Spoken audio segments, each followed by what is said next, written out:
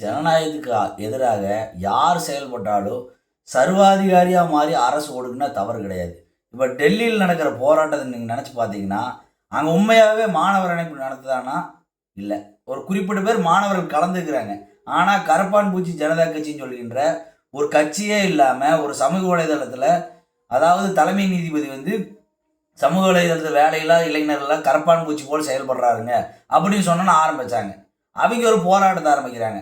அதுக்கு ஜால்ரா தட்டுறதுக்கு இன்றைக்கி காங்கிரஸ், கம்யூனிஸ்ட்டு மற்றும் திமுக இவங்கெல்லாம் போய் இன்றைக்கி ஜால்ரா தட்டிட்டு இருக்கிறாங்க. எதுக்காகனா வரவிருக்கின்ற நாடாளுமன்ற தேர்தலில் பாஜகவை எப்படியாவது இழுத்தணும். அதுதான் அவங்களோட வியூகம்.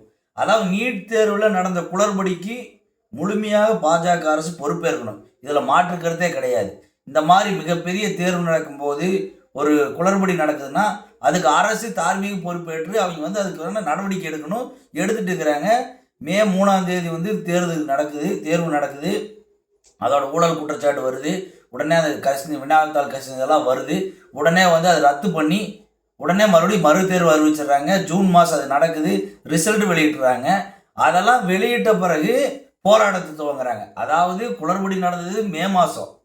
ஆனால் போராட்டம் நடக்குது எப்படின்னா ஜூன் கடைசியிலேருந்து இப்போ வரைக்கும் நடக்குது. உண்ணாவிரத போராட்டத்தோடு தொடங்குறாரு. மிகப்பெரிய கலவரமாக கொண்டு வராங்க. ராகுல் காந்தி இன்னைக்கு பிரதமர் வீட்டுக்கெல்லாம் நோக்கி போகிறாரு. அது இல்லாமல் ஜேபி நட்டா அந்த மாணவர்களை போய் கூட்டு நாங்கள் பேச்சுவார்த்தை நடத்துகிறோம். கரப்பான் பூச்சி ஜனதா பார்ட்டிங்கிற ஒரு அங்கீகரிக்கப்படாத ரிஜிஸ்டரும் கூட பண்ணாத கட்சி. அந்த கட்சி குறித்து நாங்கள் பேச்சுவார்த்தை நடத்துன்னு சொல்கிறாரு மூத்த அமைச்சர்.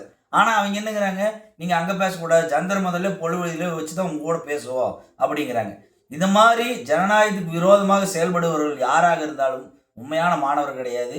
விரோதமாக செயல்படுவது அந்நிய தீய சக்திகளாக தான் இவங்களை பார்க்கணும். இன்னைக்கு தமிழகத்திலேயே இந்த மாதிரி போராட்டம் பண்ணுறவங்கள, கல்லூரியில் போராட்டம் பண்ணுறவங்கள தமிழக அரசு கைது பண்ணியிருக்கு. இது கரெக்டான நடைமுறை. அதாவது போராட்டம் என்பது ஒரு அகிம்சை வழியில் நடக்கணும். நம்ம ஜல்லிக்கட்டு போராட்டம்னா அகிம்சை வழியில் நடந்துச்சு, அதனால சக்ஸஸ் ஆச்சு. இல்லைன்னா நாடாளுமன்றத்தில் உங்களோட ஜனநாயகம் என்னென்னா தேர்தலில் காட்டணும். ஆனால் இந்த மாதிரி போராட்டங்கள் மூலமாக காட்டுபவர்களை சர்வாதிகார முறைப்படி அடக்குவதில் எந்த தவறும் கிடையாது. இவங்களாம் அடக்கப்பட வேண்டியவர்கள், அங்கீகரிக்கப்பட வேண்டியவர்கள் கிடையாது. நன்றி, வணக்கம்.